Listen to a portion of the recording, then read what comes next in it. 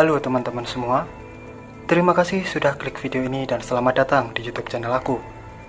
Di channel ini, aku akan membagikan video-video tentang kisah-kisah misterius, kisah horor, kasus-kasus kriminal, dan juga kisah-kisah yang menurutku menarik untuk diulas.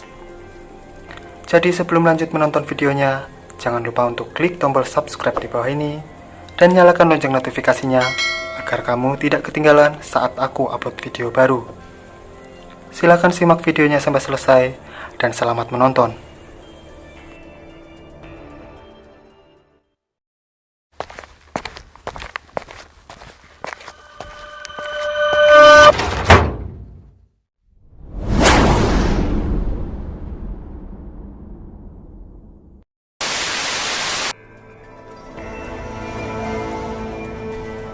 Di video kali ini, aku akan membagikan cerita yang merupakan kisah nyata yang pernah terjadi di Indonesia pada tahun 80-an, di mana ada seorang anak berusia 7 tahun yang dianiaya oleh orang tuanya sendiri hingga meninggal dunia. Dan ini adalah kisah Ari Hanggara. Ari Hanggara lahir di kota Bogor pada tanggal 21 Desember 1977. Ia merupakan anak kedua yang terlahir dari pasangan Mahtino Ediwan alias Tino dan Dahlia Nasution. Ari mempunyai kakak yang bernama Anggi Hanggata dan adiknya bernama Andi Handana. Jika dilihat dari latar belakang keluarganya, Ari merupakan anak yang cukup beruntung dari segi finansial. Pada saat itu, ayahnya bekerja sebagai tokoh partai dan ibunya bekerja di sebuah perusahaan. Selain bekerja sebagai tokoh partai, Tino pada saat itu juga membuka sebuah perusahaan baru di daerah Kebayoran Lama, Jakarta Selatan. Di perusahaan tersebut, Tino mempunyai karyawati yang bernama Santi. Selaku istri dari Tino, Dahlia mulai curiga dikarenakan hubungan antara Tino dan Santi dirasa berlebihan. Dahlia merasa hubungan antara Tino dan Santi melebihi hubungan antara bos dan karyawannya dikarenakan Santi sering datang ke rumah Tino, bahkan di saat hari libur kerja. Dahlia pun mulai curiga adanya perselingkuhan antara suaminya dengan Santi, tapi Dahlia belum memiliki bukti yang kuat untuk membuktikan kecurigaannya. Seiring berjalannya waktu, akhirnya perusahaan yang dibangun Tino pun bangkrut. Sejak perusahaannya tutup, Tino pun mulai jarang pulang ke rumah dan rumah tangga antara Dahlia dan Tino mulai goyah. Dahlia akhirnya memutuskan untuk balik ke rumah orang tuanya di daerah Depok dengan membawa ketiga anaknya. Dahlia sebenarnya masih ingin mempertahankan rumah tangganya, meski Tino tidak pulang ke rumah dan pergi begitu saja meninggalkan Dahlia serta anak-anaknya. Dahlia masih berusaha mencari tahu keberadaan suaminya dengan menanyakan kepada teman-teman suaminya, tetapi semua teman dari suaminya tidak ada yang mengetahui keberadaan Tino. Karena bingung harus mencari suaminya kemana lagi, Dahlia pun akhirnya pergi ke rumah orang tua Tino di daerah Depok. Dan sesampainya di rumah mertuanya tersebut, Dahlia pun dibuat kaget karena selain bertemu dengan Mahtino, Dahlia juga bertemu dengan Santi. Dahlia pun akhirnya mengamuk dan ribut dengan Santi, hingga akhirnya Dahlia memutuskan untuk bercerai dengan Tino serta menyerahkan ketiga anaknya untuk diasuh dan dibiayai oleh Tino. Dahlia dan Mahtino pun resmi bercerai.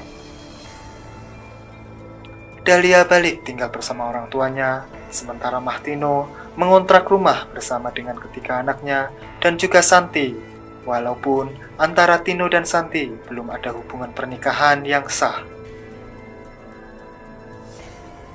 Setelah perusahaannya bangkrut, Tino pun akhirnya menganggur dan hanya bermalas-malasan di rumah. Segala kebutuhan rumah tangganya ditopang oleh Santi yang saat itu bekerja di sebuah perusahaan. Karena menganggur terlalu lama, Tino pun dibuat bahan pergunjingan oleh para tetangganya. Sampai pergunjingan tersebut terdengar di telinga Santi, dan Santi pun menyuruh Tino untuk mencari pekerjaan. Tino akhirnya mencari pekerjaan dengan cara menghubungi teman-temannya, tetapi tidak ada satupun dari teman Tino yang memberikan pekerjaan kepadanya. Karena Tino tak kunjung mendapatkan pekerjaan, Santi pun mulai cerewet. Ditambah ketika anaknya yang mulai bandel membuat Santi gampang tersulut emosi, dan Santi pun mengeluhkan sifat anak-anak tersebut kepada Tino.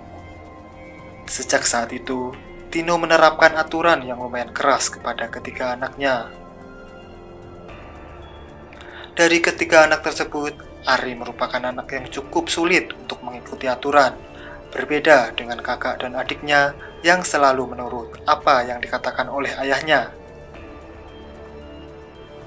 Tino sebenarnya sangat menyayangi ketiga anak tersebut, tetapi karena Santi mulai cerewet dan suka menyindir kelakuan ketiga anak tersebut, akhirnya Tino pun berubah menjadi sosok yang gampang marah dan melampiaskan kemarahannya kepada ketiga anaknya, terutama kepada Ari. Pada awalnya, anak-anak tersebut diperingati oleh Tino agar tidak bandel dan mengikuti aturan yang dibuat oleh Tino. Tetapi karena Ari merupakan anak yang suka memberontak dan suka melanggar aturan, membuat Tino pun jengkel dan memukul Ari. Sejak saat itu pun, penganiayaan yang diterima oleh Ari dimulai. Setelah mendapatkan pukulan dari ayahnya, Ari pun memohon ampun dan meminta maaf kepada ayahnya. Tetapi setelahnya, Ari mengulangi perbuatan yang sama hingga Tino dibuat jengkel olehnya. Karena kesal dengan perbuatan Ari, Tino dan Santi kerap menyiksanya. Ari dipukul, ditendang, ditampar, disuruh jongkok dan berdiri secara terus-menerus sampai kelelahan. Kepalanya dibenturkan ke tembok dan dikurung di kamar mandi. Penyiksaan pun terus berlanjut. Pada saat itu, Ari bersekolah di Sekolah Dasar Perguruan Cikini, Jakarta Pusat. Menurut guru Ari yaitu Ibu Khadijah, Ari merupakan sosok anak yang periang, mudah bergaul, dan juga pintar. Meski Ari sering mendapatkan kekerasan dari orang tuanya, namun Ari tidak pernah memperlihatkan dirinya mengalami tekanan mental. Jika luka di tubuhnya ketahuan oleh Bu Khadijah, ia menjawabnya karena jatuh.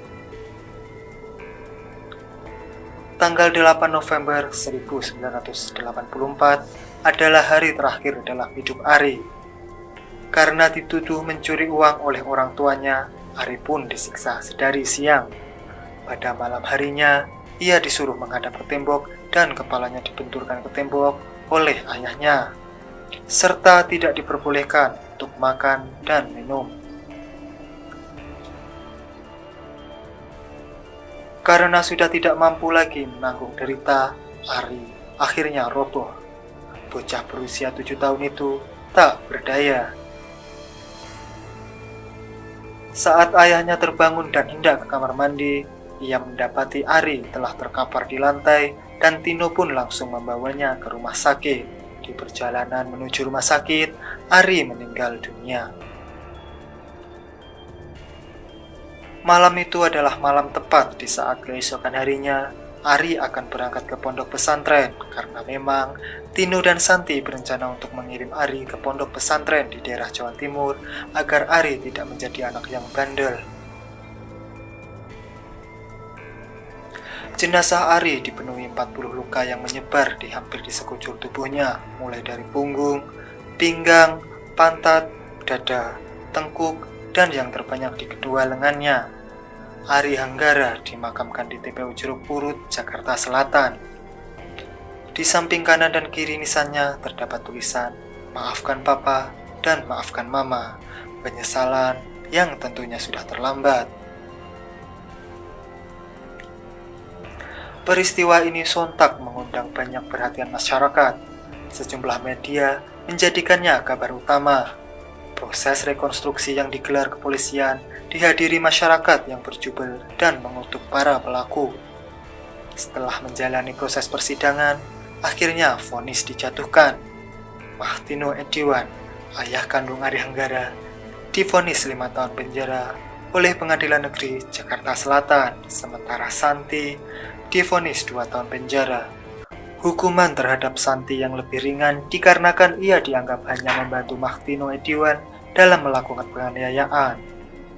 Gaung peristiwa ini begitu besar saat internet belum masuk ke Indonesia dan media informasi lain seperti televisi, radio, serta surat kabar belum tersebar merata ke berbagai daerah.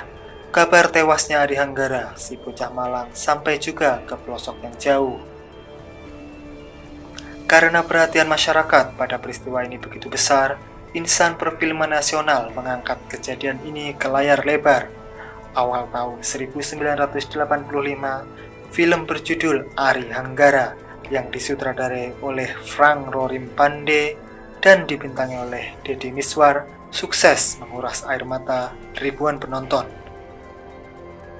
Selain lewat film, ingatan masyarakat terhadap tewasnya Ari Hanggara karena siksaan dari orang tuanya juga dibuatkan sebuah lagu sendu yang berjudul Alam Bebas Yang Damai yang diciptakan oleh Idris Sardi.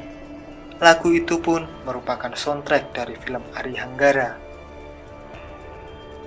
Itulah kisah pilu dan tragis yang dialami oleh Ari Hanggara. Semoga kedepannya tidak ada Ari Hanggara yang lainnya. Dan jika kamu suka video ini, jangan lupa untuk klik like dan juga subscribe channel ini, serta nyalakan lonceng notifikasinya agar kamu tidak ketinggalan saat aku upload video baru. Kamu juga bisa menuliskan komentar, saran, serta kritik di kolom komentar di bawah ini. Akhir kata, saya Wanto Damario pamit, sampai jumpa di video selanjutnya.